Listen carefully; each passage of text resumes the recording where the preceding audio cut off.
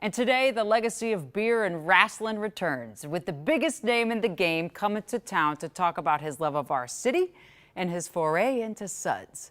Lou Ragoose is no stranger to the exclusive interview, but this one with Hulk Hogan, this is from the top turnbuckle. Lou, all yours.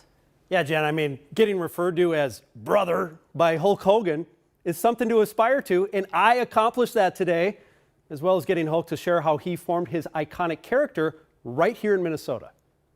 All right, Hulk, thanks for joining us. Thank you, my brother. Good to see you. My name's Lou. Lou, what you gonna do? Hulk Hogan, larger-than-life pro wrestling legend, loves returning to the Twin Cities. And you lived here at one time. Well, I love the Twin Cities. Because he called it home from 1979 to 1983 while wrestling for the AWA. I bought a home in Bloomington, right where France and 494 are. I had a home back there. I would record at your TV station, and I just love being here. I mean, I had 4.5 of the greatest years of my life being in the Twin Cities. Hulk says people might even remember him playing bass guitar at local music venues after wrestling shows. So whenever we'd wrestle locally around here, like the St. Paul Civic Center, I would haul butt and get home. I'd go to either the Caboose, Libation Station, the Burnsville Bowl, Boyd's on the River, because I used to play guitar.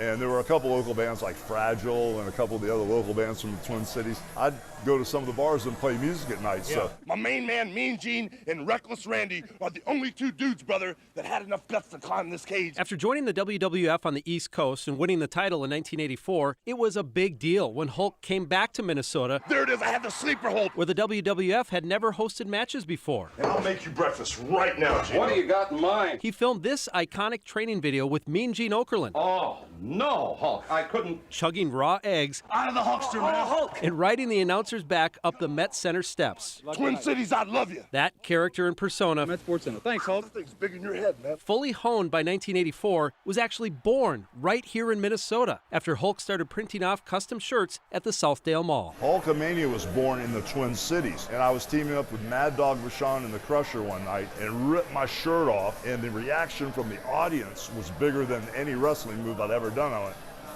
now I know what they want. You were onto something. Yes, sir. And Mean Gene and I would do that Hulkamania thing, so it started here, brother. Once Hulkamania was running wild, he would walk down the aisle to the lyrics, "I'm a real American," a phrase he's now marketing. Tell us about Real American Beer. Well, Real American Beer is a brand new beer that America's been waiting for. With how politically divided America is right now, down to the brand of beer people drink, the Hulkster sees an opening in the middle of the marketplace. It's a beer that's for Democrats and it's for Republicans. It doesn't matter what your race, color, or creed is.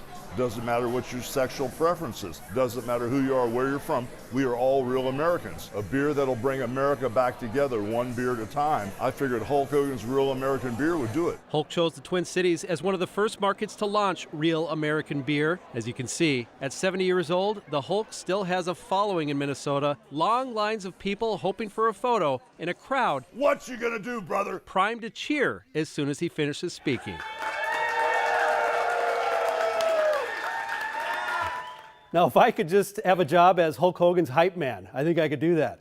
Now, Hulk's team tells me that Real American Beer will be for sale at every Total Wine and Cub Liquor location in the state, as well as 21 other stores all the way from Waite Park to Lilydale. Best day of your life. I want people to take note because they didn't catch in that story. The person in that cage with Hulk Hogan was baby Randy Shaver. Yep, Randy Shaver and Hulk Hogan.